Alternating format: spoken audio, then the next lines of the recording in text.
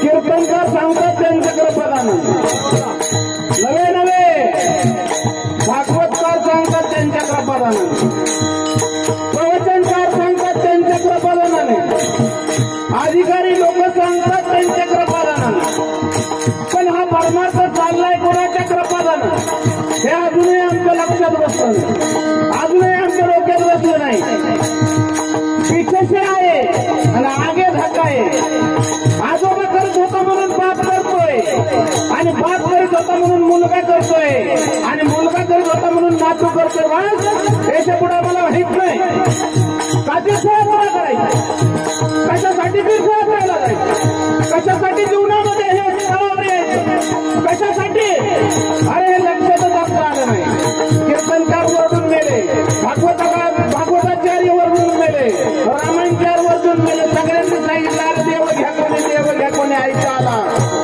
अजूनही आमच्या याच्यात शिरलं नाही शिरलं 12व्या शतकाच्या पूर्वभावामध्ये विचार केला इंद्रायणी वाहणारी झुळझुळ नदी आहे नदीच्या तीरावर सिद्धेश्वर नावाचं बेट आणि त्या सिद्धेश्वर नावाच्या बेटावर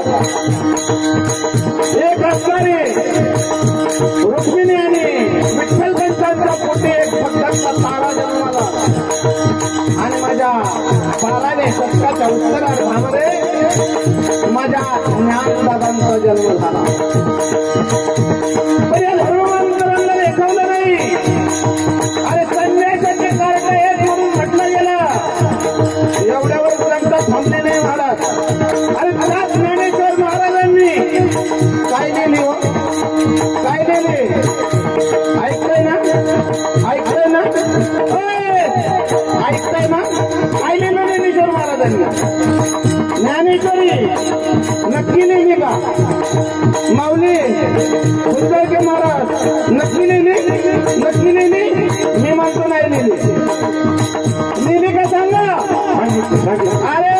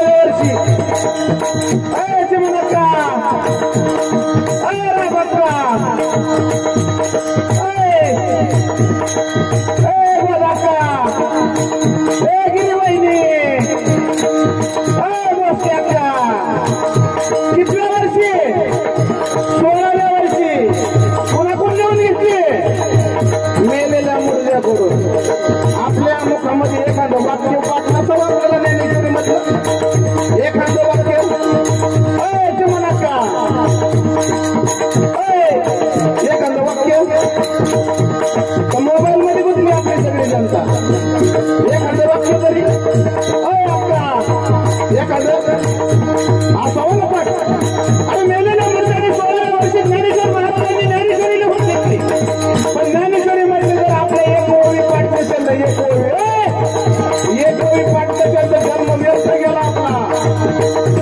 त्या ज्ञानेश्वर महाराजांनी चांगली प्रशस्ती लिहिली. एवढंच नाही, अमृत अनुभव लिहिला, तेही तुमच्या डोक्यात बसलं नाही. 28 चरणात हरिपाठ लिहिला आणि हरिपाठही तुमच्या डोक्यात बसेल नसेल तर रामकृष्ण हरिपाठाचा मंत्र लिहिला.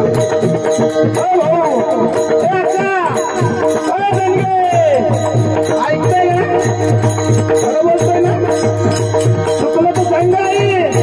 अरे 16 वर्षी माऊलींनी करून घेतलं आपलं पार सुरुवाराच्या पार आता 50 सप्री 80 सप्री तरी आपल्या डोक्यात बसलं नाही. त्या ज्ञानेश्वर महाराजांचे हाल कमी झाले. अरे इंद्रायणीमध्ये स्नान करून दिलं नाही माझ्या ज्ञानदादा. अरे पवित्र इंद्रायणीमध्ये स्नान करून दिलं नाही माझ्या ज्ञानदादाला. मागितलेल्या भिक्षामध्ये अरे माते तेल टाकलं माझ्या ज्ञानदादाच्या. तेल टाकलं माझ्या ज्ञानदादाच्या डोळेमध्ये तेल टाकलं. इंद्रायणीमध्ये स्नान करून दिलं नाही. अरे लाटाने हाणलं माझ्या ज्ञानेश्वर माऊलींना. अरे छोट्याशा माऊलींनी छोट्याशा मुक्ताईने मांडव भेटण्यासाठी खापर मागायला गेलं. खापर दिलं नाही माझ्या मुक्ताईला. अरे त्यात ज्ञानेश्वर महाराजांनी आपल्या पुढे एवढा आदर्श करून ठेवलाय. मराठीमध्ये ज्ञानेश्वरी लिहून ठेवली. कशामध्ये? मराठीमध्ये त्याची एखादी ओवी तरी अनुभवी ना. म्हणून 1 नंबरला नाव घेतली त्या आपल्या आनंदीच्या त्या व्यक्तीचं 1 नंबरला नाव घेतले ज्ञानेश्वर माऊली. त्याच्यानंतर 12व्या शतकाच्या उत्तरार्धामध्ये ज्ञानेश्वर माऊलींनी समाधी घेतली. पुन्हा अंधकार पसरला.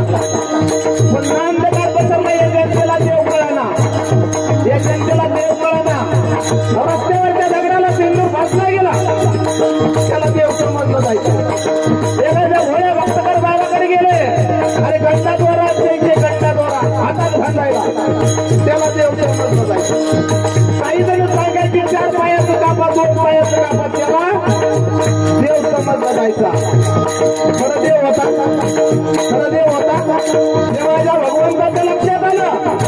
देवाच्या भगवंताच्या लक्षात आलं. आणि कळसाई आणि बोलाईच्या पोटे देऊ निवासी असणाऱ्या त्या ठिकाणावर एक भक्ती जन्माला आली. आणि महाराज तुकाराम महाराजांचा जन्म झाला. तुकाराम महाराजांना टाळ नव्हते वाजवायला. आज एक काच्याच्या ठिकाणाचे टाळ वाजवतात पाठीमागं लागेल. त्यामुळे टाळ नव्हते. दगडाचे टाळ केले माझ्या तुकाराम महाराजांनी. कशाचे? ऐकतो ना? कशाचे टाळ केले? ऐकतो ना?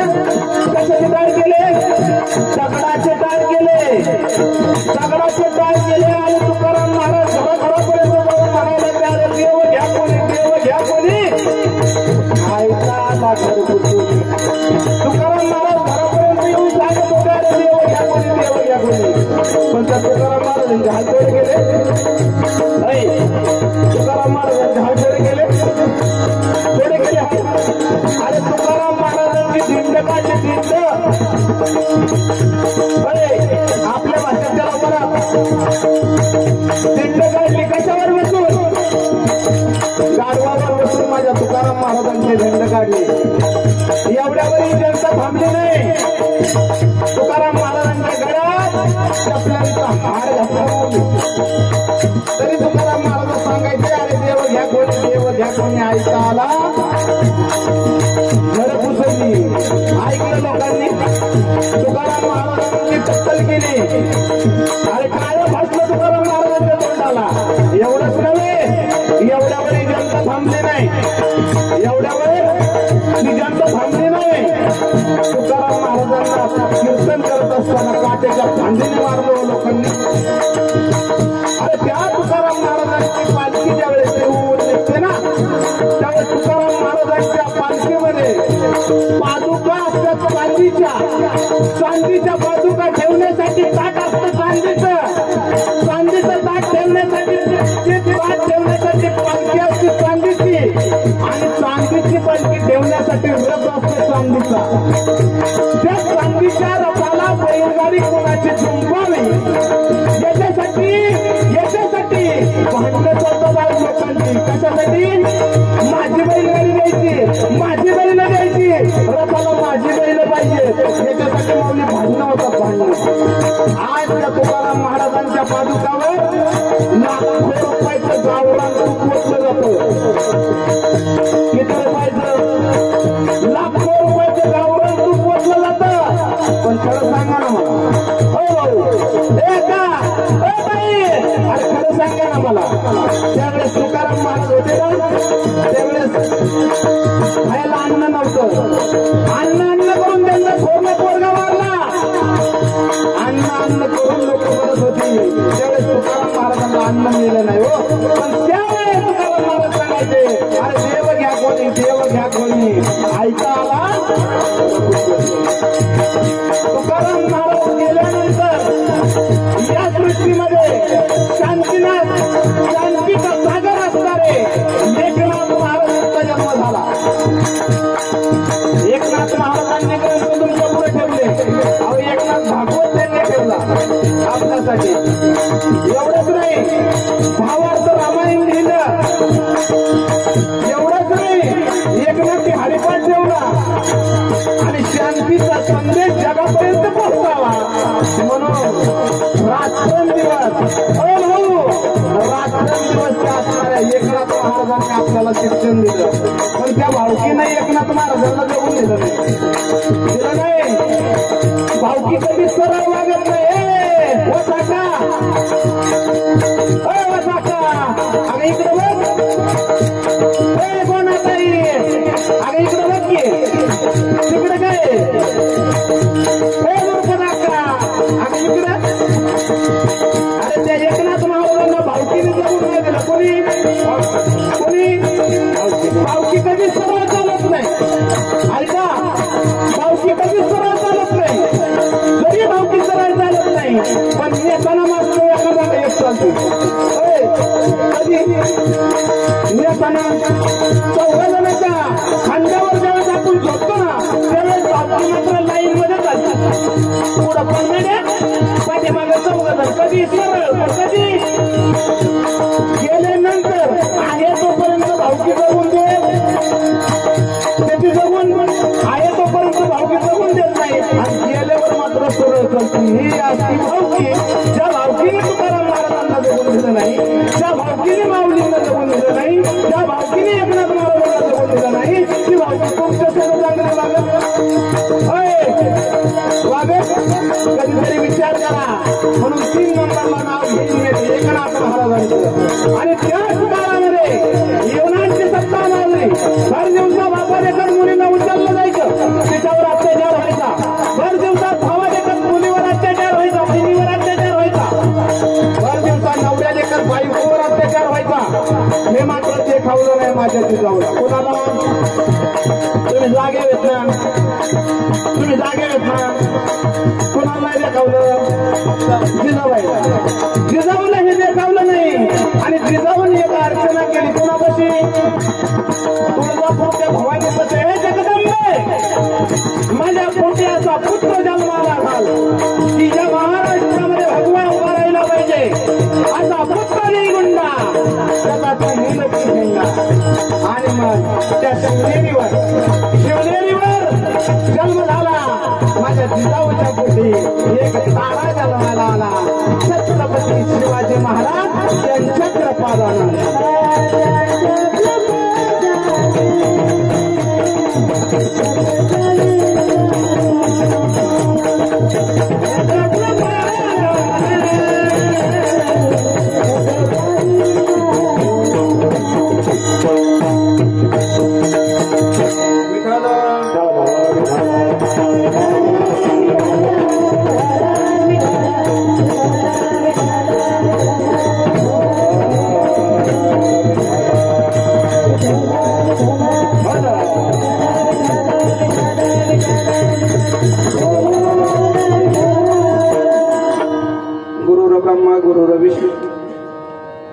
पांडुरंगा गुरु प्रथम नमन, दुसरे चरण संताची या.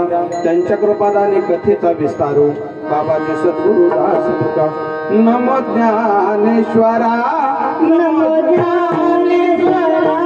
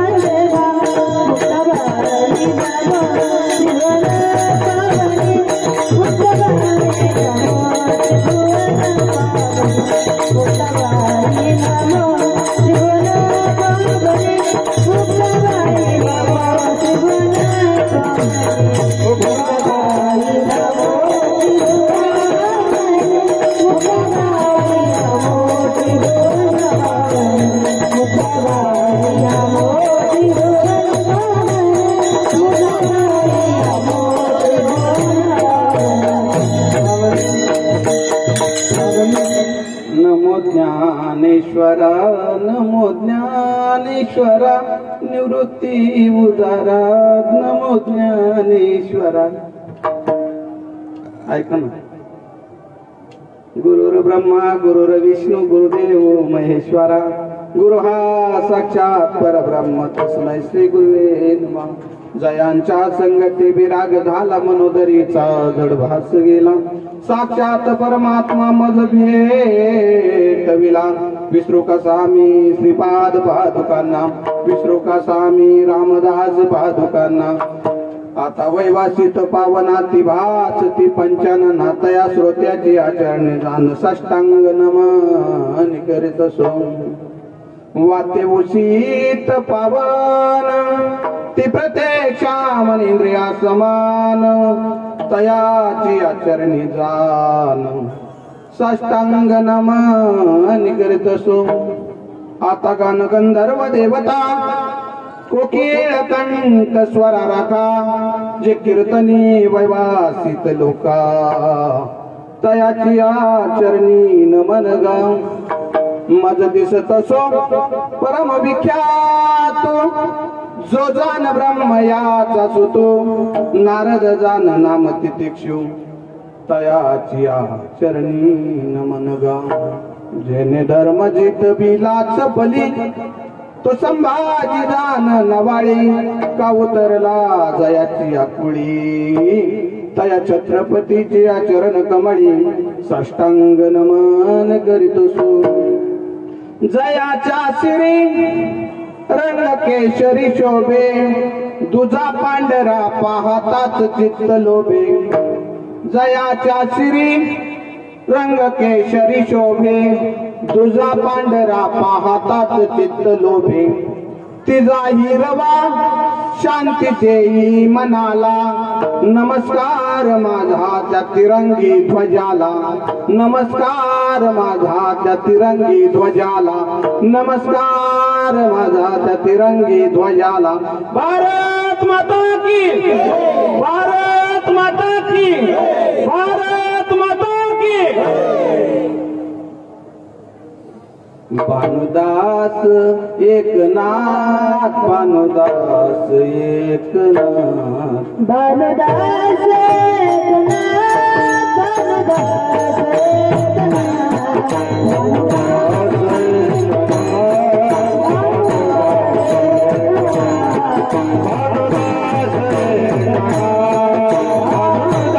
एकनाथ भानुदास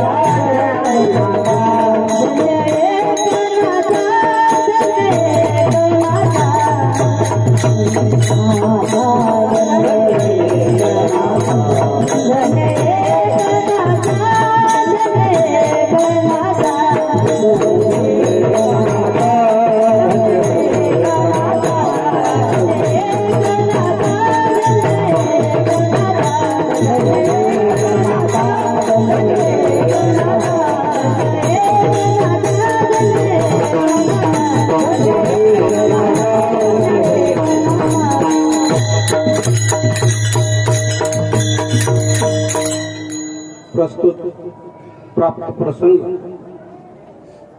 श्री एकनाथ षष्ठी निमित्ताने 3 दिवसीय वारकरी वैष्णव मेळावा काल जशा पद्धतीने होईल त्या पद्धतीने इथपर्यंत आपण आलेलो आहोत। आज या पैठण क्षेत्रामध्ये आपलं आगमन झालेलं आहे।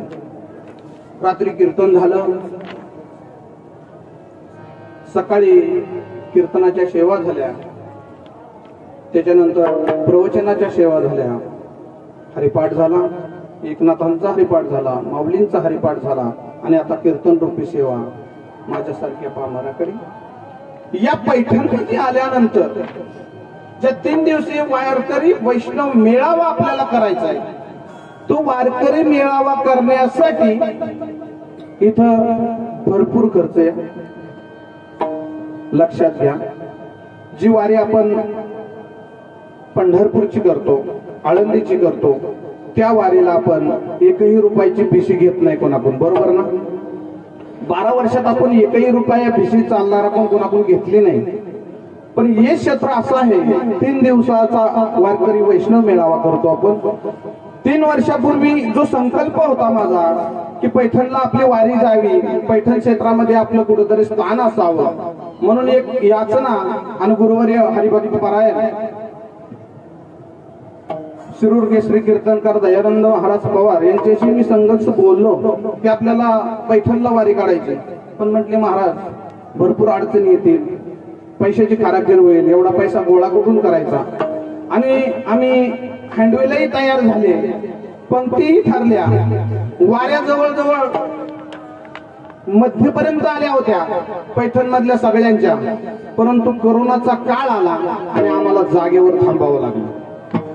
छापलेले जे हँडवेल होते, लोकांपर्यंत संपर्क केला होता, तर आम्हाला थांबावं लागलं। आणि 3 वर्षानंतर पुन्हा योग आला आणि गेल्या वर्षी मला येता आलं नाही आई आजारी असल्यामुळं, पण इथं 3 दिवसीय वैष्णव मेळावा झाला। वैष्णव मेळावा झाल्यानंतर घरी आल्यानंतर दयानंद महाराजांनी मला फोन केला, म्हणले महाराज कुठं आहेत? मी म्हणलं आहे घरी। महाराजांनी सांगितलं महाराज ह्यावेळेस आपण पैठणला गेलो पण 21,000 आपल्याला कमी पडतात। किती हजार? 21,000। महाराजांना म्हणलं घाबरू नका, आपण 2-4 जणात वर्गणी करू, आणि आम्ही 5-5 हजार रुपये वर्गणी केली 2-4 जणात आणि ते 21,000 लोकांचं मिटवलं। मला म्हणायचे आपण 4 दिवस इथे येतात, मी म्हणत नाही तुम्ही सगळं द्या, पण कमीत कमी जो खर्च आहे, मंडपाचा खर्च आहे, फिल्टर पाण्याचा खर्च आहे, बाकीचा काही खर्च आहे, इतर काही खर्च आहे, गाड्यांच्या डिझेलचा खर्च आहे, तो भागावा, एवढं तरी दान द्या कमीत कमी।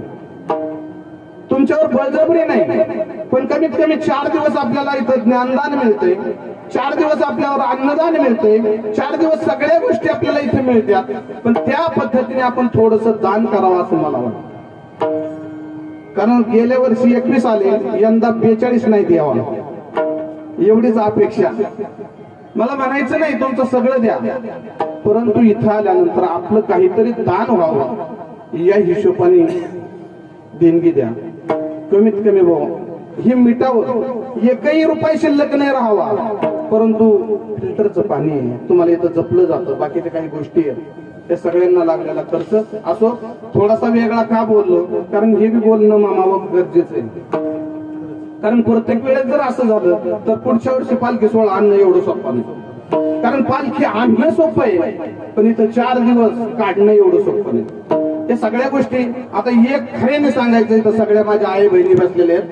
खरं सांगायचं, सकाळी पाण्याला आंघोळीला जार कोणी नेलता, वर हात करायचा, पटदेशी सांगायचं जार कोणी नेलता नाही, असं होतं. आता कबूल होणार, पण आपला एक जार चोरीला गेलाय, ते आपल्याला भरपाई करावा लागेल. कारण ह्या गोष्टी सातत्याने सकाळी जार होतात येतं. मी ज्यावेळेस आंघोळीला गेलो त्यावेळेस जार मध्ये पाणी भरत होते, पण कुणी नेलता आता कबूल होणार. अरे कुंपणानेच शेत खाद्या बोलणार कुणाला बोलणार. तर एवढी जबाबदारी घ्या. सकाळी ती बादली नेली होती, ती बादली आता शोधून तिकून आणली. थोडस आपण वारीला आलेलो आहोत. चहा पेलेली कप एका साईडला घ्या, अन्न खालेलं ती प्लेट आहे ते एका जागेत गोळा करा. इथं सगळे झोपतात, तिथं सांडू नका. या सगळ्या गोष्टीचं पालन थोडस करा. कारण मी थोडासा वेगळा महाराज आहे. मला तुम्ही बोललं काय, प्रवचन कीर्तन ऐकलं काय, मला काही घेणं देणं तसं नाही बरं.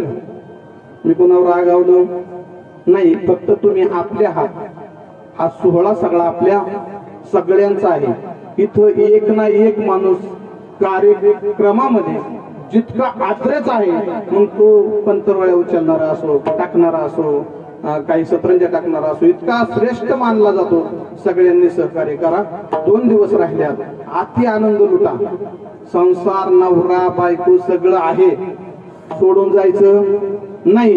पण 2 दिवस आता राहिल्यात आपल्या हातात, तेवढा मात्र आनंद लुटा. आजची सेवा संध्याकाळी माझ्यासारख्या पामराकडे दिली, आणि या निमित्ताने ज्यांनी अन्नदान दिले त्या अन्नदानाचं देणाऱ्या महात्म्याचं नाव आहे श्री रुद्रनाथ बाबूराव केदार सर यांनी आपल्याला आता अन्नदान दिलेलं आहे. ते अन्नदान थोड्याच वेळात कीर्तन संपल्यानंतर 11, 11:30 कीर्तन संपेल, आणि मग कीर्तन संपलं की त्या अन्नदानाचा लाभ तुम्ही. काय अडचण काय अडचण 4 वाजता जेवलोय ना आपण, मग आता 11 नाही 12 का वाजता ना, काय अडचण. विठाल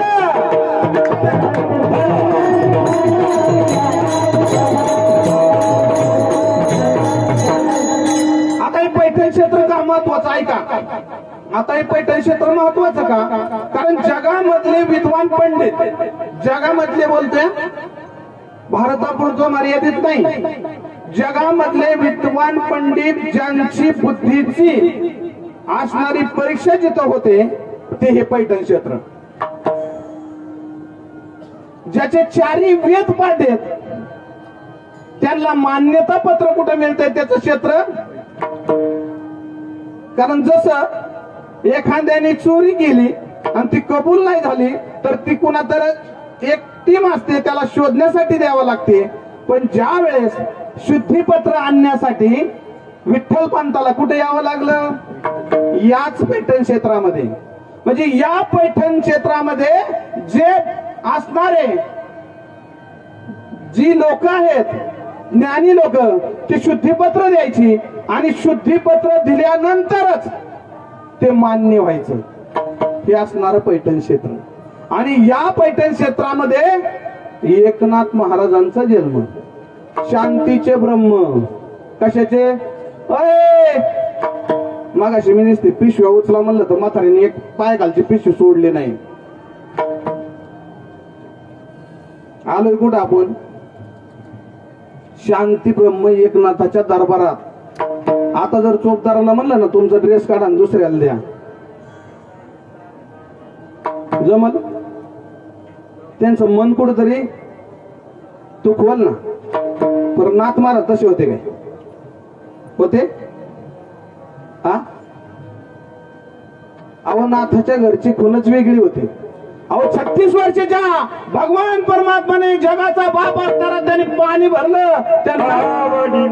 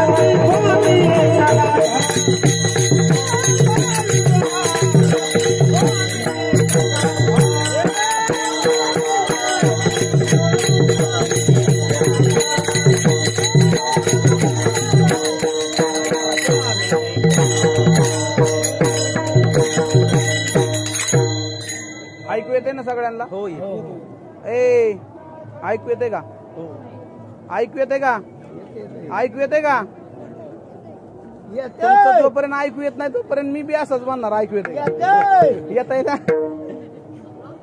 कावडीने पाणी वाहिलं कुठं काल दिवसभर लोकांनी कावडीने पाणी वाहिलं कधी असणारा रांजण भरण्यासाठी आणि तो एखाद्याच्याच महात्म्याच्या हाताने तो रांजण उचमाळतो कारण दिवसभर जरी कावडीने पाण्यानं भरलं तर तो रांजण भरत इतकं महात्म्य या असणाऱ्या आजही कलियुगामध्ये हे इथं पाहायला मिळतं कुठं पैठणमध्ये नाथ महाराजांच्या दरबारामध्ये पूर्वीच्या काळामध्ये नाथ महाराजांची आंघोळ करायची जागा वेगळी असायची अनेक माणसांच्या जागा वेगळ्या असायच्या नाथ महाराजांच्या आंघोळ करायच्या जागेवर कुणी आंघोळ करीत नव्हतं आणि बाकीच्यांच्या जागेवर जे असतात ते वेगळ्या ठिकाणी त्यांची जागा ठरलेल्या होत्या आणि नाथ महाराज आंघोळीला ज्या ठिकाणी जायचे ना त्या ठिकाणी आंघोळ केल्यानंतर तिथून डायरेक्ट घरी जाताना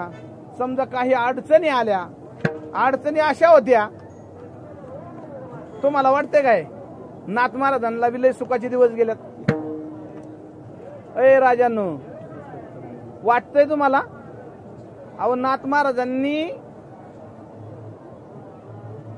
ज्ञानेश्वर महाराज नाथ महाराजांच्या स्वप्नात आले आणि म्हणाले आजानू वृक्षाची मुळी माझ्या कंठाला लागली तेवढी काढा नाथ महाराज इथून ते ज्यावेळेस गेले ना त्यावेळेस ते असणाऱ्या ज्ञानेश्वराची शुद्धीपत्र केलं महाराज बरोबर ना हे नाथ महाराजांनी केलंय महाराज त्या सगळ्या गोष्टी इथून झाल्यात कारण हे पैठण तेवढं पवित्र आहे आणि त्या पैठणमध्ये आल्यानंतर त्या नुसतं पाणी वाढताना जर एखाद्याला पाणी लवकर दिलं नाही तर ते म्हणतं दिसत नाही की इथं गालास मोकळा ठेवलाय एवढंच नाही मी आता 2 दिवस पाहतोय पाया पडताना सुद्धा लोक याच्या त्याच्या तोंडाकडे बघून पाया पडतात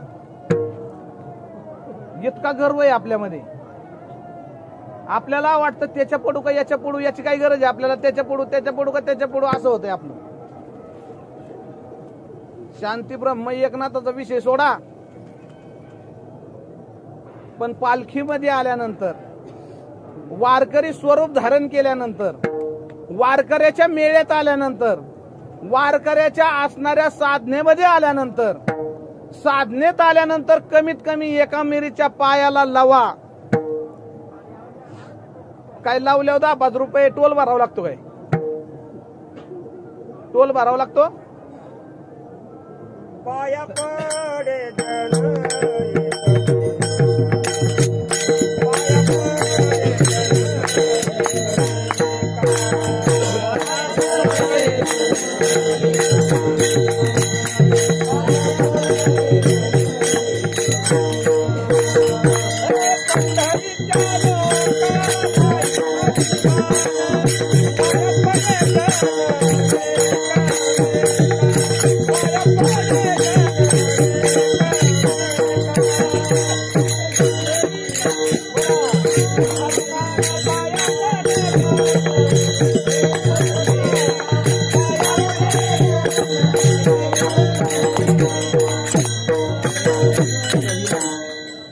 पंढरीच्या लोकांनाही अभिमानन पाया पडे जन एकमेका कशासाठी कशासाठी ए राधा का ए वामन भाऊ ऐ कशासाठी अभिमान नसला पाहिजे आता दिसले बा चेहरे मला आता दिसले नका पदर घेऊ राहू दे काय एवढी गरज पडली अहो पाया पडे जन एकमेका आणि तुम्हाला खरं सांगू का तुम्हाला जर तुमच्या जीवनाचा उद्धार करून घ्यायचा असेल ना तर वाकायला शिका बर का पक्षी अंगणी उतरती ती का गुंतून या राहते तैसे असावे संसारी कसे पक्षी अंगणामध्ये उतरतात भरपूर खातात आणि जाताना 1-2 गोडी बोकांडी घेऊन जातात पाहिलं महाराज मी मी 2 किलो तांदूळ ठेवले होते. चिमणी आली, तिने थोडं खालून जाताना पात्याला सगळं घेऊन गेले म्हणा. महाराजा विश्वास नाही तुमचा? अय राधा का रत्नाका विश्वास नाही? ए चिमनाका नेलं म्हणा चिमणीनी. खोटं बोलतोय? अहो पार्वतीची गोष्ट सांगतोय. घरी गेलो मी कीर्तन करून, आणि घरी गेल्यानंतर बायको म्हणली भांडी धुवून घ्या तेवढी. खरं सांगतोय आईच्यानी. काय म्हणली? काय म्हणली? मी म्हणलं तुला अगं काय वाटतंय का?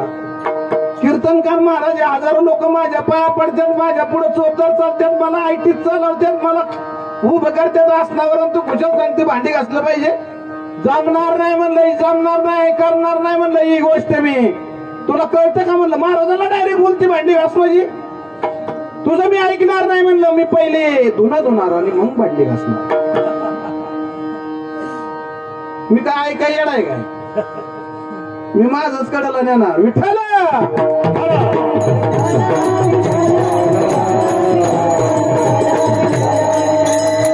कोणाचं सांगतोय? आमच्या घेऊन सांगतोय एवढंच. आली म्हण चिमणी, तिने ती पात्याला उचलून नेलं. नाही नेलं? चिमणीला कधी डायबिटीस? एवा छक्का. चिमणीला कधी डायबिटीस? चिमणीला कधी डायबिटीस? फुलझर घे महाराज. एखाद्या कावळ्याला पेरलेस का कावळा घरावरून चालला एखादा आणि त्याला पेरलेस चाटा घालला असं एखादा कावळा, त्याची चोट आकडे झाली, पखाड हलला त्याचे. असा एखादा. ए दादा, ए बाबा, पाहिलं एखादा? पाहिलंय? एखाद्याच्या मनक्यात गॅप पाहिले? एखाद्याच्या मनक्यात. बरं तुमच्या गावामध्ये, तुमच्या क्षेत्रामध्ये माणसाचे दवाखाने जे आहेत का पाखरांचे? हा माणसांचे? अरे पक्षी तुम्ही खाताय तेच खातात ना. तुम्ही उलट चांगलं खाताय. रस्त्यावर पाणी पितात बिचार, कुठं पडलेलं आहे ते खातात मामा. त्यांना कधी डायबिटीस, त्यांच्या कधी मनक्यात गॅप? हा झालंय? झालंय का बरं?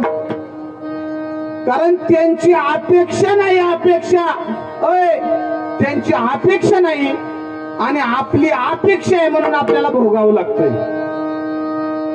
कशामुळं? त्यांच्या काही अपेक्षाच नाही. असं कधी झालंय का? तुम्ही लहान असताना एखादी चिमणी पाहिली आणि आज ती 3 किलोची झाली. हा 3 किलोची. काल एक मामा आला माझ्या पशी, काल परवा दिवशी. मला पैठणला यायचंय.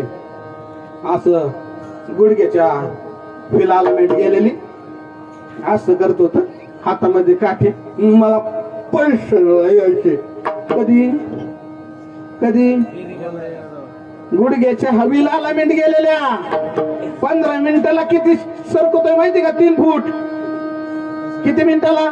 15 मिनिटाला. आणि खोकला त्याचा.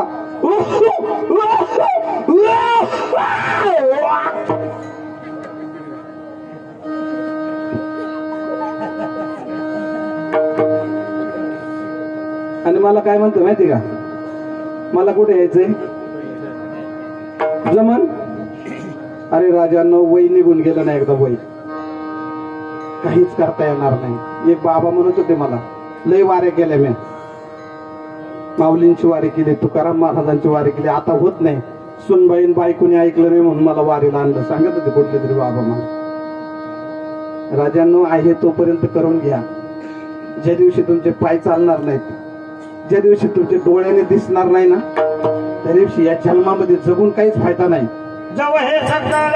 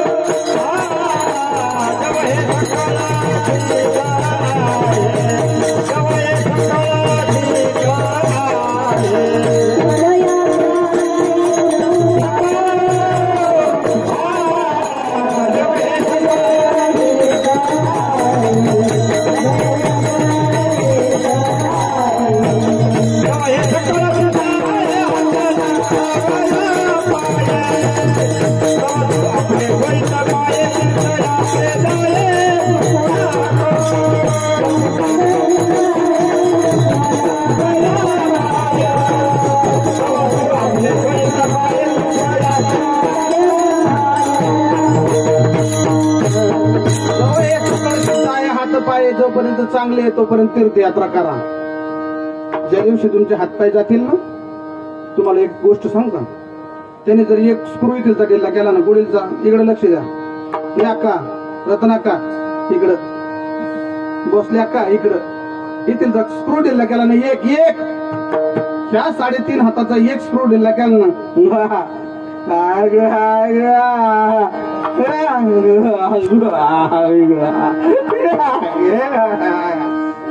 किती किती एक स्क्रू जरी तिथला ढिल्ला केला ना एक, तर तुम्ही या जागेवर बसणार नाही दादा.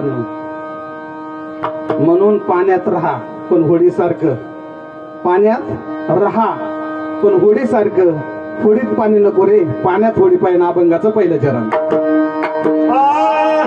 पक्षी अंगणी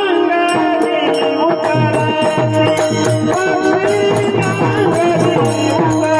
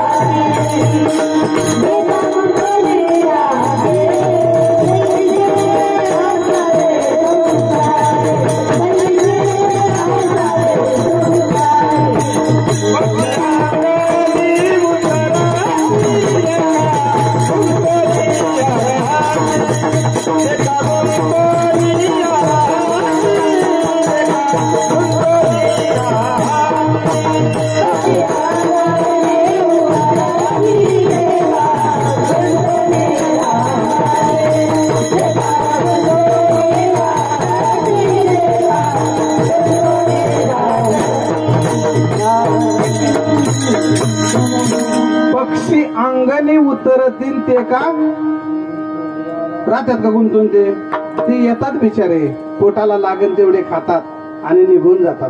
ते दुसऱ्या दिवसाची अपेक्षा करतात. आपलं आपलं काय 5,000 दिलं तरी म्हणणार अजून 2,000 पाहिजे होतं, जर 8 दिवस टिकतील. कुणासाठी आपल्या कुणासाठी आपल्या संसारासाठी ना. पण संसारामध्ये आहे ते चांगले पाहिजे ना. हा का त्याने म्हणायचं येऊन येणार कोण.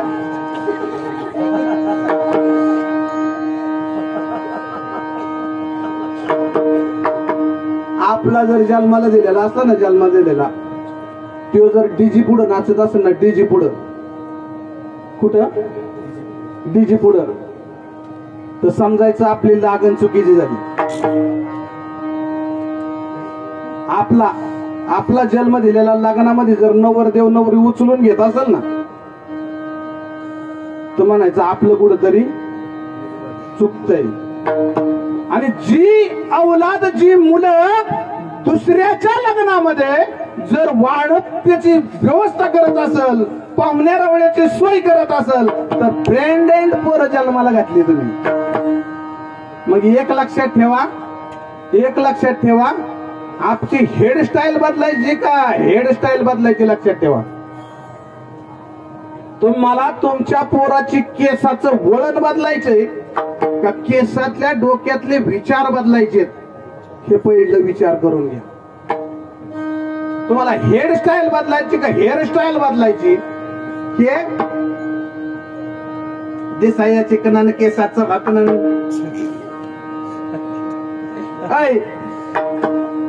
हे तुम्हाला शेवट नेणार. यांच्याकडे पहा, एवढं करत्यान मात्र घराबाहेर काढणार नाही आई बापाला.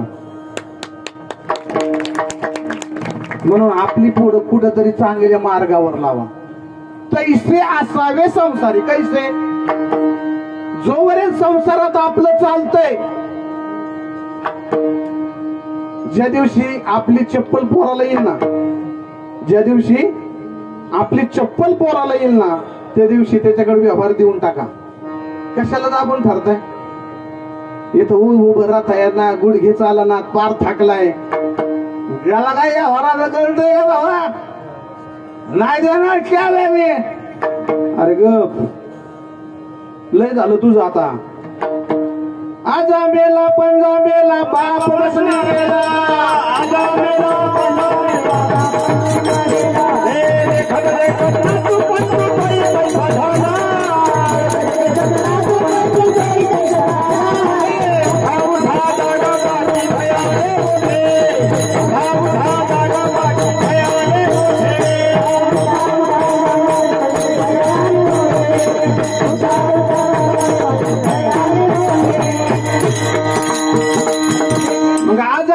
पंजा मेला बाप मसना गेला, देखत देखत नातू पंतू तोही कैसा.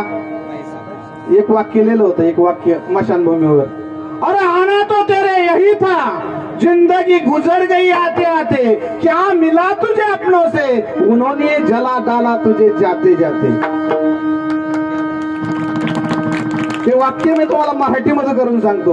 अरे यायचं तर तुला इथेच होतं. चिमनक्का गोदा ऐका, अरे यायचं तर तुला इथंच होतं, आयुष्य घालवलं येता येता. मामाश्री, यायचं तर तुला इथंच होतं, आयुष्य घालवलं येता येता. काय मिळालं तुला आपल्या लोकांकडून? त्यांनी जाळलं तुला जाता जाता. आहे तोपर्यंत जीवनाचं कल्याण करून घ्या राजांनो. मेल्यानंतर कुणी कुणाचं कल्याण करणार नाही.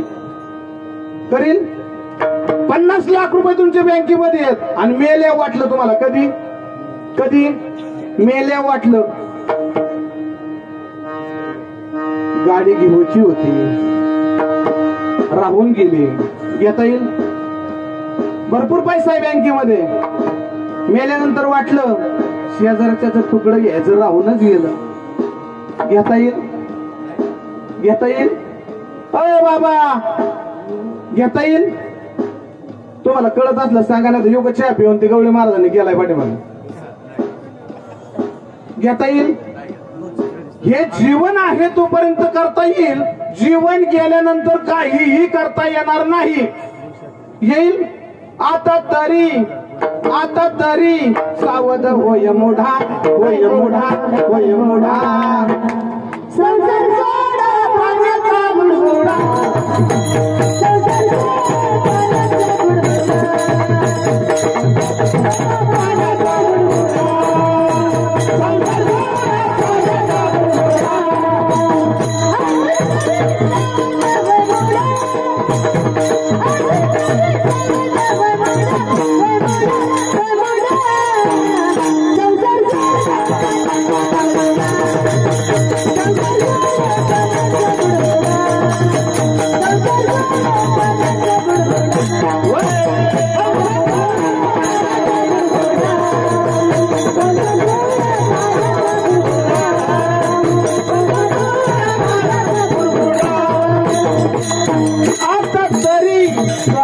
होय मुढा, होय मुढा, होय मुढा.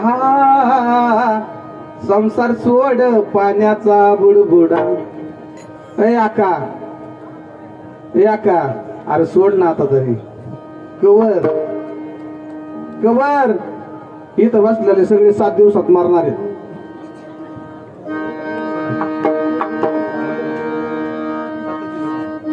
इथं बसलेले सगळे 7 दिवसात मारणार आहे. मारणार का नाही? नाही मारणार. आकाचं तोंड वाकड केलं आकानी. आज जिथं पार डोळ्यातून पाणी काढलं, मग 7 दिवसात मारायचं म्हणल्यावर भीती वाटते काय? अरे नाही, सोमवारी मेला तर मंगळवारी नाही, मंगळवारी मेला तर बुधवार, गुरुवार, शुक्रवार, शनिवार, आणि शनिवारी थांबला तर रविवारी. आमच्या दयानंद महाराज प्रत्येक वेळेस सांगतात, सोमवारी जन्माला आला, मंगळवारी शाळेत गेला, बुधवारी नोकरीला लागला, गुरुवारी लग्न झालं, शुक्रवारी पोरं झाली, शनिवारी आजारी पडला, रविवारी गाचाकला. किती दिवसात? 8वा दिवस तुमच्यासाठी तयार झालाय. 2 दिवसाच्या दुनियेत तू पाहुणा, बोल गर्वाचे बोलू नको रे कुणा. 2 दिवसाच्या दुनियेत तू पाहुणा, बोल गर्वाचे बोलू नको रे कुणा. सूर्य पहाटेचा संध्याकाळी मावळे, खेळ परमेश्वराचा जगा वेगळा. ते सोडून तू अहमपणा, बोल गर्वाचे बोलू नको रे कुणा. 2 दिवसाच्या दुनियेत तू पाहुणा, बोल गर्वाचे बोलू नको रे कुणा. किती दिवसाचा पाहुणा आहे भाऊ तू? इकडे बघ, किती दिवसाचा? आई किती दिवसाचे? 2 दिवसाचे पाहुणे. हे पंचतत्वाचा ते हे देऊन टाकावं लागणार आहे आपल्याला. आणि तैशी असावे संसारी अभंगाचा दुसऱ्याच्या. तशा सारे संसारी, तशा सारे संसारी, तशा सारे संसारी, तशा सारे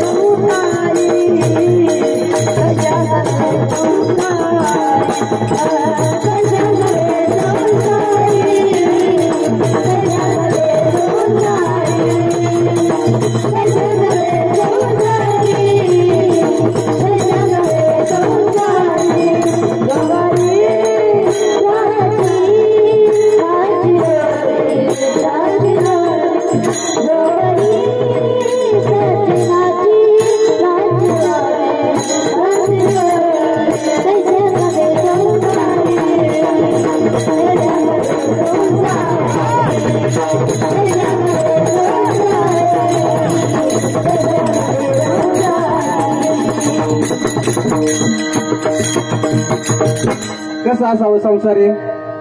कसं कसं तैशी असावी संसारी. संसारामध्ये गुंतून राहू नका आई बापांना, खरंच राहू नका. तुम्हाला एक उदाहरण सांगू. उदाहरण ऐका. माझं लग्न झाल्यावर 7 मुलं वारली. मी लोकांचं नाही सांगत हा. मला एक मुलगा झाला, त्याच्या 8वीत असताना किडनी फेल झाले दोन्ही. काय करायचं म्हणून किडनी ट्रान्सफर करायची, डायलिसिस करायची. 2-3 वर्ष शिरूरला माणिकचंद हॉस्पिटलला डायलिसिस केली, किम हॉस्पिटलला केली. पण आता शेवटच्या स्टेपवर पोरगा होता आणि 35-32. बाबा झोप आली असली तर मी कीर्तन बंद करू का? तुम्ही लय वाढवळ आळस देताय. तुम्हीच करू बंद? नाही असल वेळ नसल तर मग बंद करतो. आणि शेवट ठरलं की वय थोडं राहिले, म्हणजे आयुष्य थोडं राहिले. डॉक्टरने सांगितलं आता मुलगा तुमचा टिकणार. पहा बर का, ही सत्य सांगतोय. आणि मग रुबी हॉलला डॉक्टर अभय सदऱ्याच्या नियंत्रणाखाली किडनी चेकअप केली आणि बायकोची म्हणजे मंडळीची किडनी टाकल्याची ठरलं. तिथं किडनी टाकायला आम्हाला खर्च सांगितला 9 लाख रुपये 2014ला.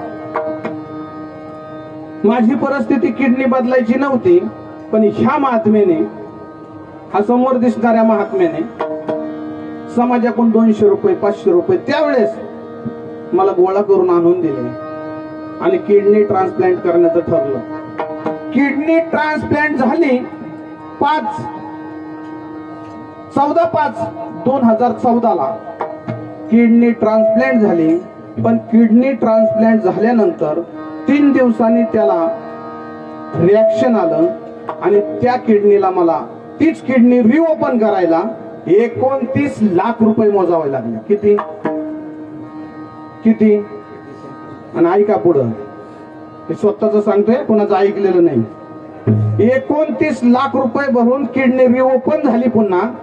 परंतु किडनीचं ऑपरेशन ज्या दिवशी होतं त्या दिवशी भावकीने फोन बंद करून टाकले, बहिणींनी फोन बंद करून टाकले, जवळचे नातेवाईकांनी सगळ्यांनी फोन बंद करून टाकले. पैसे मागतोय का किडनी मागतोय? ही आपली भावक्या, हे आपल्या बहिणी, हे आपले नातेवाईक. किडनी ट्रान्सप्लांटच्या दिवशी बायको एका आयसीयूला, मुलगा एका आयसीयूला आणि मी दारामध्ये बसून किडनी ट्रान्सप्लांट झाली. एकही माणूस जवळ नव्हता.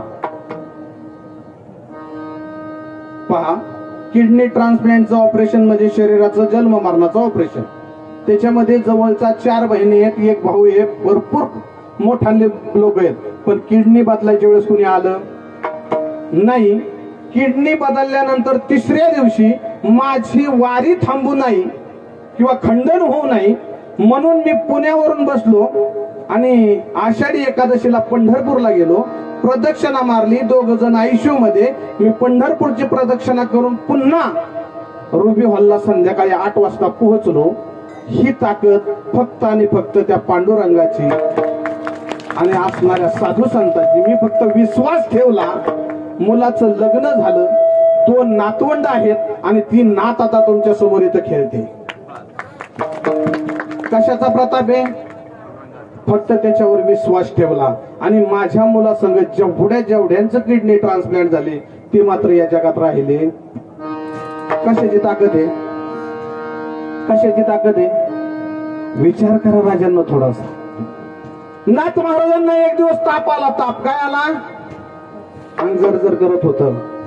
पण भरपूर नाथ महाराजांची ख्याती वाढलेली होती. आजूबाजूच्या परिसरामध्ये पंडित लोक नाथ महाराजांचं प्रवचन कीर्तन ऐकायला यायचे. पण झालं असं, नाथ महाराजांना ताप आला आणि त्या दिवशी प्रवचनाला बसायचं कुणी? नाथ महाराजांना सांगतात कोण? हरिपंडित मध्ये त्यांचा मुलगा सांगतोय, बाबा तुम्हाला प्रवचनाला बसलोय. सगळी तयारी झाली, बसायला आसन टाकले, लोक पुढे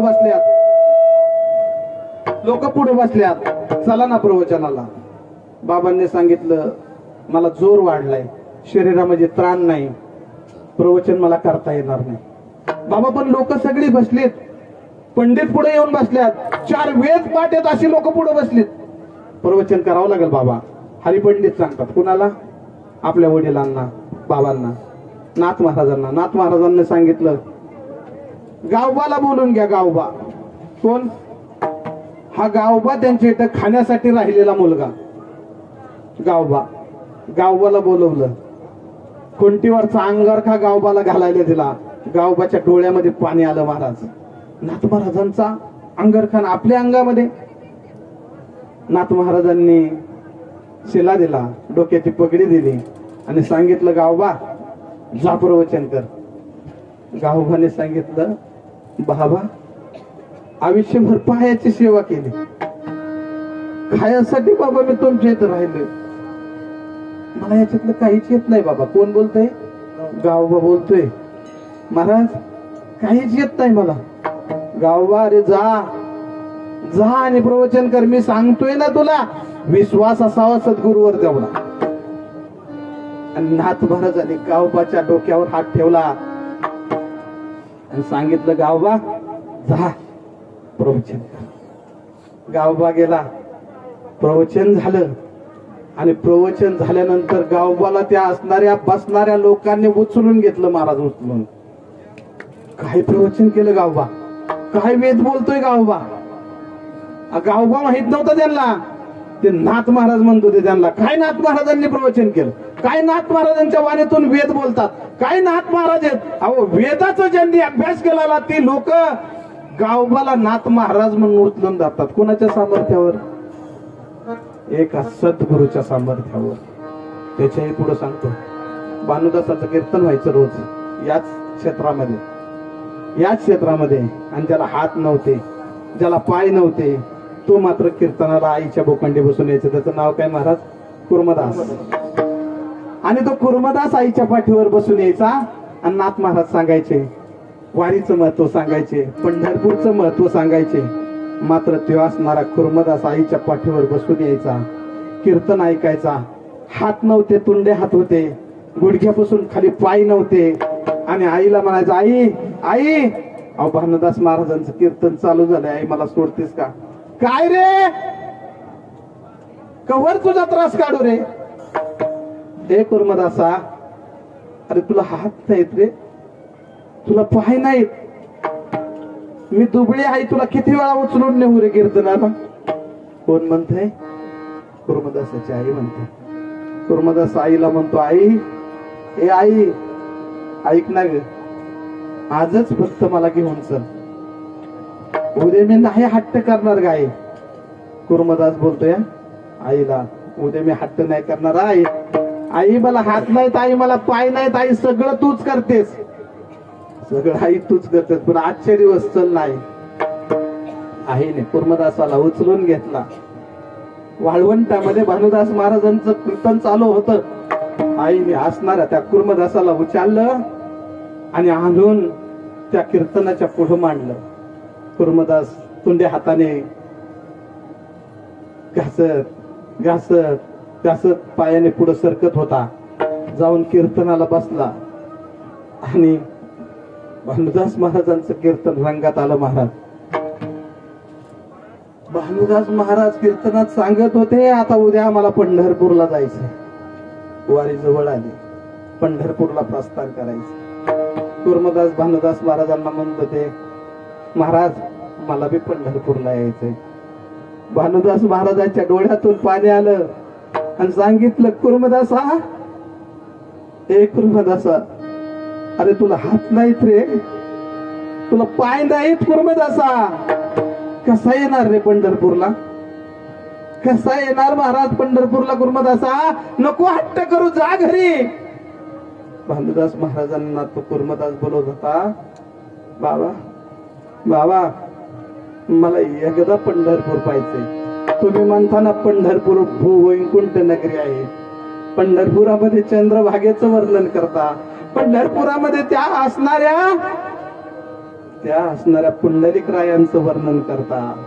ती पंढरी मला डोळ्याने एकदा पाहायची. पांडुरंगा, मला पंढरीला यायचंय. कुर्मदास रडून सांगत होता भानुदास महाराजांना.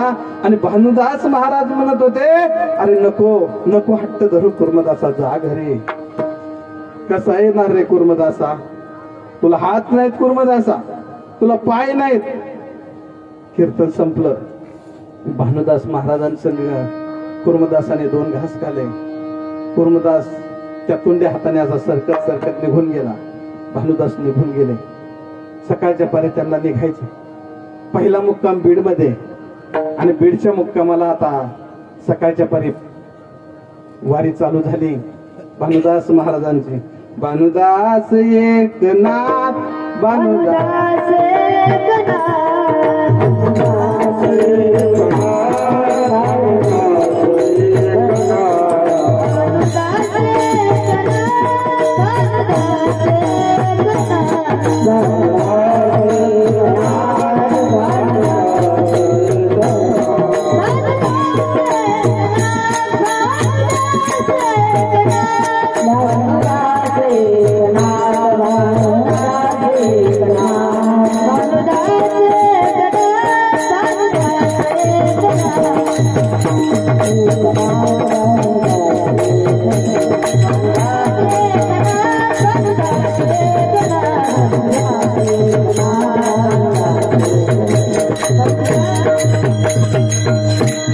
कुर्मदास रात्री झोपला नाही. त्या दिवशी एकच ध्यास होता, पंढरपूरला जायचं, पंढरपूरला जायचंय, पंढरपूरला जायचंय, पंढरपूरला जायचंय, पंढरपूरला जायचंय. आणि तो कुर्मदास त्या हाताने तुंड्या हाताने असा सरकत सरकत रात्रभर पोहोचला त्या बीडला. आणि बीडच्या लोकांना सांगितलं, आमची पालखी येते उद्या, जेवण्याचं खाण्याचं असणारी पंगत तयार करा, सगळ्यांनी भाकरी आणा. त्या बीड मध्ये लोकांनी सगळ्यांनी भाकरी आणल्या. तो असणारी भानुदास महाराजांची पालखी आली आणि तिथं जेवण झालं. जेवण झाल्यानंतर त्यांनी सांगितलं, तुमचा हात पाय नसलेला एक भक्त आला होता, त्यांनी सांगितले भानुदास महाराजांची वारी पाठीमागून येते आणि त्याच्यासाठी आम्ही भोजन तयार केले. अक्षरशः तिथे असणाऱ्या भानुदास महाराजांच्या डोळ्यातून पाणी आलं. कुठे गेला माझा कुर्मदास? पण तिथं सांगून कुर्मदास पुढे निघून गेला. कुर्मदास थांबला नाही, पुढे निघून गेला. रोज हेच चालू होतं. कुर्मदास रात्रभर खरडत खरडत खरडत हातपाय नसताना तुंडे हातपायाने निघायचा. पुढच्या गावात सांगायचा ना पालखी येते पाठीमागून, जेवणाचे विषय जेवण करा, आणि कुर्मदास सांगून पुढे निघून जायचा. पण लहुळमध्ये पोहोचला माझा कुर्मदास, लहुळमध्ये पोहोचला.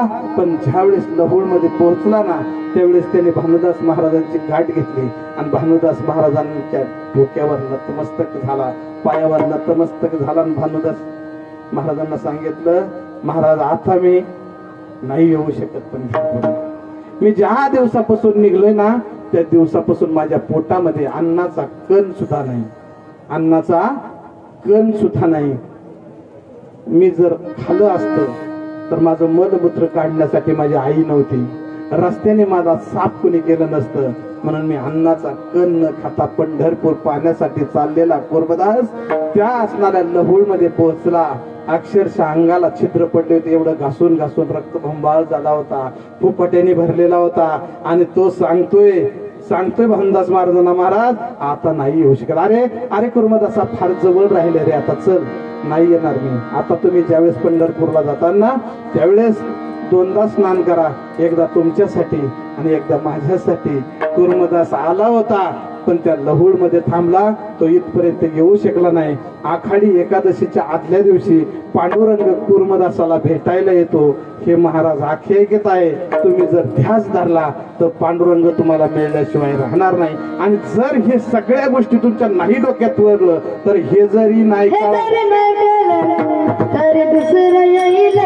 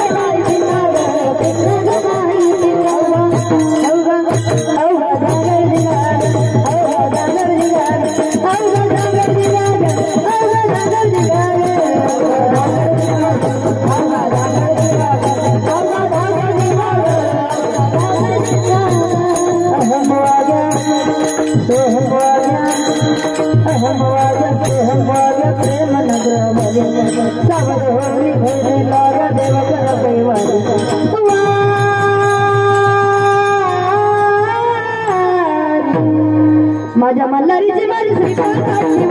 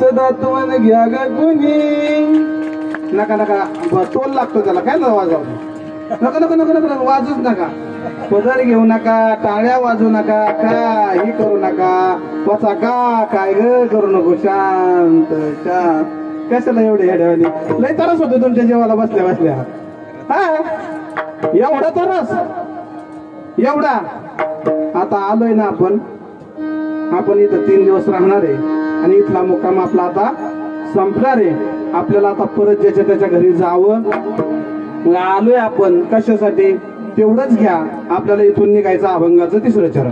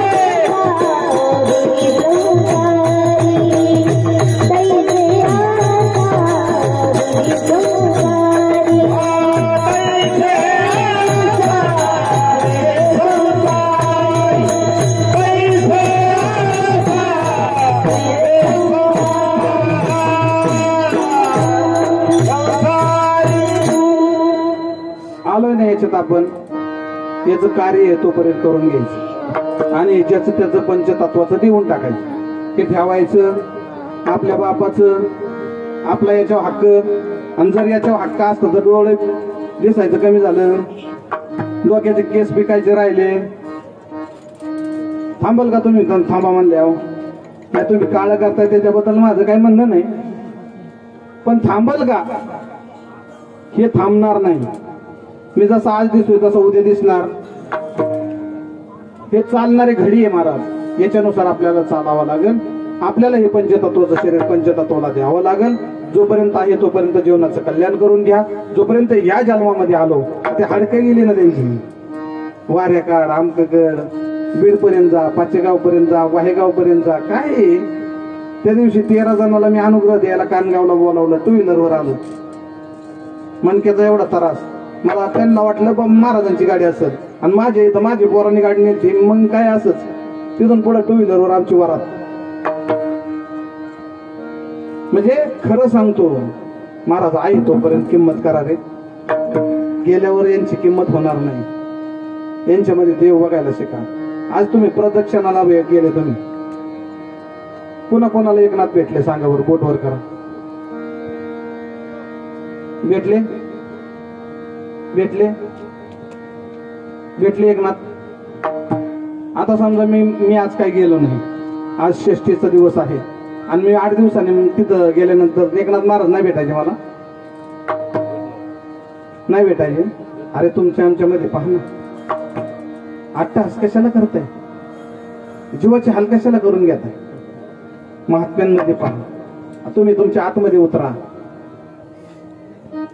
आज जा मागाशी त्या ताईंनी सांगितलं अरे आज जा आत जसं श्वासोश्वासावर आपला ताप आहे ना कारण कधी हा श्वासोश्वास थांबण्याची किंमत नाही आहे तोपर्यंत जीवनाचं कल्याण करा अरे साधू संत आहे तोपर्यंत वाळखा माती आड गेल्यानंतर माणसाची किंमत कळणार नाही जोपर्यंत आहे तोपर्यंत किंमत करा जोपर्यंत चालते ना हातपाय तोपर्यंत किंमत करा जोपर्यंत डोळ्याने दिसते तोपर्यंत चांगलं पहा जोपर्यंत कार्य करता येईल तोपर्यंत करा एक दिवस आपल्याला जायचंय लक्षात ठेवा इथं आपण राहायला आलेलो तिथं आपण पाहुणे आहोत वस्ती आला प्रातकाली निटून गेला समजा एखादा पाहुणा तुमच्याकडे आला दुसऱ्या दिवशी म्हणला हे सगळं माझं आहे मी जाणार नाही असं होईल का तो त्याच्या मार्गाने सकाळच्या बारी निघून जाईल त्या पद्धतीने आपल्याला निघून जायचंय म्हणून सगळ्यांनी एकदा हात वर करा पांडुरंगाचं भजन करू विठोबा रखुमाई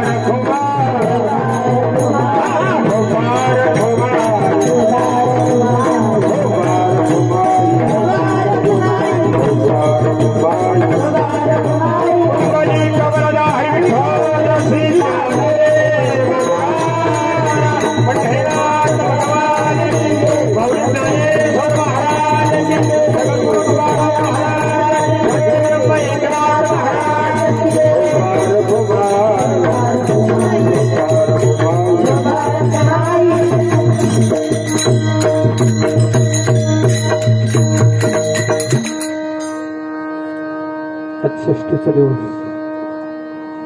आणि या निमित्ताने महाराज आळंदी पंढरपूरला कधी गेलो नाही. मी प्रत्येक वेळेस लोकांना सांगतो, संत धर्माने वागलेच नाहीत. प्रत्येक वेळेस सांगतो मी लोकांना, संत धर्माने वागलेच नाहीत, पण संत जे वागतील तो धर्म ठरला. लक्षात येते ना? संत धर्माने वागले नाहीत, पण संत जे वागले तो धर्म ठरला. म्हणून त्या प्रांगणामध्ये माझ्यासारख्या पामराचं कीर्तन, मला माळ घातल्यावर पंढरपूर आळंदी माहीत झालं, पैठण माहीत झालं, आणि ते महात्म्यांनी दाखवलं. त्यांच्या बोटाला धरून चालण्याचा प्रयत्न केला. मी काय बोलावं? इथून उठल्यानंतर फक्त एवढंच म्हणू नका, महाराज लय चांगलं बोलले, महाराज लय चांगलं बोलले. फक्त तेवढं बोलायला नको होतं. केवढं? तेवढं बोलायला नको होतं. जे तेवढं आहे ना तेवढं माझ्याकडे द्या, मी गोदावरीच्या पात्रामध्ये नेऊन सोडून देतो. जे बरोबर असेल ते घेण्याचा प्रयत्न करा, जे चांगलं असेल ते आतमध्ये उतरवा, साधू संतांची संगत करा. जीवनामध्ये चांगलं वाईट तुम्हाला सगळ्या गोष्टी कळतात, त्या सगळ्या जीवनामध्ये उतरून घ्या आणि आयुष्याचं कल्याण करा. एकच सांगतो राजांनो, साधू संतांची सेवा केल्यावर देव भेटल मला सांगता येणार नाही. साधू संतांची सेवा केल्यानंतर देव भेटल सांगता येणार नाही, पण गुरुची सेवा केल्यावर देव भेटल्याशिवाय राहणार नाही. एवढंच करा. ज्ञानेश्वर माऊली, ज्ञानेश्वर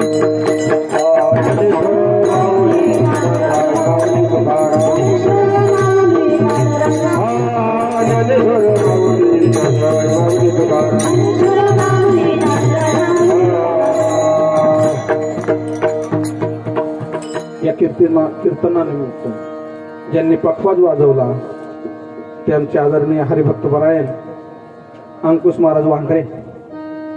काही येत नसताना त्यांनी वाजवलं. मला कळत नाही त्यातलं काही. मी पेटी शिकलो 2-3 वर्ष. त्या पट्ट्या पाहून मला डोळं पांढरं झालं, पण मला पट्ट्या समजल्या नाहीत. पण ते आमच्या आदरणीय हरिभक्त परायण शिरूर केसरी कीर्तनकार, ज्यांनी मला कीर्तनाला उभं केलं, ज्यांनी मला तुमच्या पुढे उभं केलं. आज मी कीर्तनकार झालो नाही, मी कीर्तनकार झालोच नाही, अजून मला कीर्तनातलं काहीच कळत नाही. त्यांनी शिकवलं, त्यांनी हार्मोनियमची साथ दिली, त्यांना नतमस्तक होतो. आमचे मामा पाहिजे त्यावेळेस सहकार्य करतात. मामाला नुसते हाक मारायला उशीर की मामा पळू येतात, त्या मामालाही नतमस्तक होतो, अण्णाला नतमस्तक होतो. बाकीचे आमचे ही असणारे एक 12-13 वर्षाचं मुलगा जावळे बाबा, त्यांनी माझं कीर्तन ऐकून घेतलं, त्यांना नतमस्तक होतो. आमचे फुलझळके महाराज, त्यांनी गायन चांगल्या पद्धतीचं केलं, त्यांनाही नतमस्तक होतो. वारकरी शिक्षण संस्था, मळाईदेवी वारकरी शिक्षण संस्थेचे हे विद्यार्थी, आमची भक्ती गणगे, आणि खास तिचं गायन आज मला भेटलंय. भक्ती गणगे आता पण तिकडे आळंदीकडे, पण आज माझ्या गायनासाठी इथं उपस्थित राहिले तुम्हालाही नतमस्तक होतो, सगळ्यांना नतमस्तक होतो. आणि चोपदार आमचे 9 वाजायच्या पुढे गेले की दांडकच टाक तुम्हाला म्हणले मागून, ते आपलं ऐकत होतं त्यांचं ऐकलं. 9च्या पुढे काही गेलो नाही. इकडे आमचे राजूभाऊ शेलार ज्यांनी नवीन चोपदार की स्वीकारली असे असणारे आमचे राजूभाऊ शेलार, त्यांनाही नतमस्तक होतो. आमचे असणारे नाव काय नारायण काळे, नारायणासारखे भरपूर उड्या मारतात, पोटात नाही दुखत, हा म्हणजे चांगली तब्येत, काय अडचण, त्यांनाही नतमस्तक होतो. तुम्हाला सगळ्यांना नतमस्तक होतो. आणि अभंगाच्या शेवटच्यांना चाल घ्या.